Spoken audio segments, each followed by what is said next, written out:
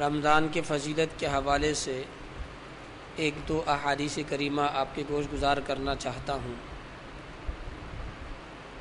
حضرت ابو ہریرہ رضی اللہ تعالی عنہ روایت کرتے ہیں، حضور نبی کریم صلی اللہ تعالی علیہ وسلم نے ارشاد فرمایا، جب رمضان المبارک کی پہلی رات آتی ہے،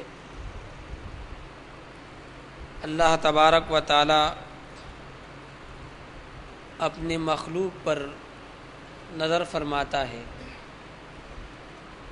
حضور نبی کریم صلی اللہ تعالیٰ علیہ وسلم ارشاد فرماتے ہیں، جس بندے پر اللہ تبارک و تعالیٰ کی نظر پڑ جائے، اللہ تبارک و تعالیٰ اسے کبھی عذاب نہیں دے گا۔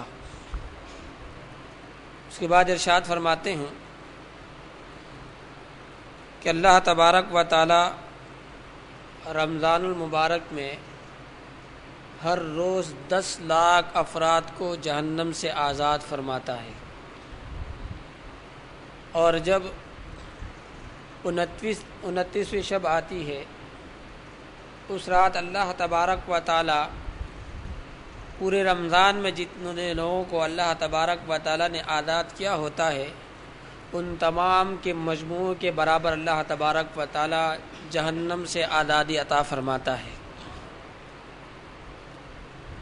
اور فرمایا، عید الفطر کی رات فرشتے خوشی کا اظہار کرتے ہیں، اللہ تبارک و تعالی اپنے خاص نور کے ساتھ تجلی فرماتا ہے اور فرشتوں سے سوال کرتا ہے، اے فرشتوں، ذرا بتلائی ہے اس مزدور کے بارے میں کہ جس نے اپنی مزدوری پوری کی ہو، اس کو کیا بدلہ دیا جائے؟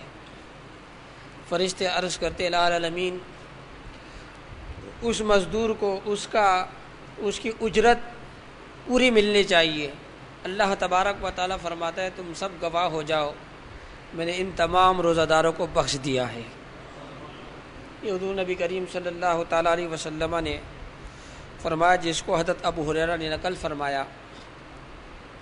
اسی طریقے سے حضور نبی کریم صلی اللہ تعالیٰ علیہ وسلم کے صحابی ابو مسعود غفاری رضی اللہ تعالیٰ عنہ روایت کرتے ہیں کہ رسول اللہ صلی اللہ تعالیٰ علیہ وسلم نے ارشاد فرمایا، اگر میرے امت کو پتہ چل جائے کہ رمضان کیا چیز ہے، تو وہ یہ تمنا کرے کہ کاش سارا سال رمضان ہی ہو۔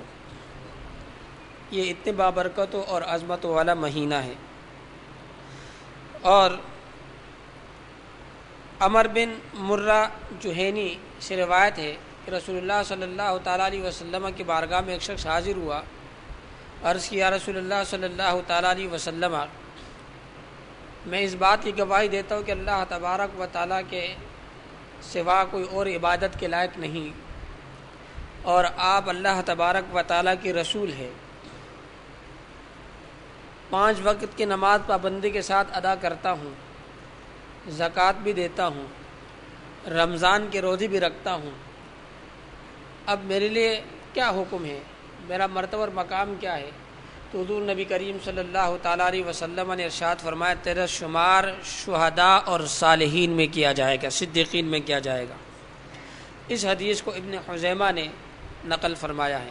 یعنی جو شخص اللہ تبارک و تعالیٰ کی وحدانیت کا اقرار کرے، حضور نبی کریم صلی اللہ تعالیٰ علیہ وسلم کے رسالت کا اقرار کرے، اس کے بعد نمازوں کے پابندی کرے، اگر صاحب نصاب ہے زکوٰۃ ادا کرے اور روزے رکھے، اللہ تبارک و تعالیٰ ایسے شخص کا شمار صدیقین اور شہداء میں فرمائے گا۔